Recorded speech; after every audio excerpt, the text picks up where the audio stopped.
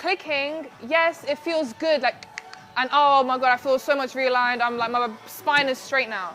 It's very psychological. It helps with relaxing muscles, blood flow, nerve supply, but does it fix your back, put it all back in place? No.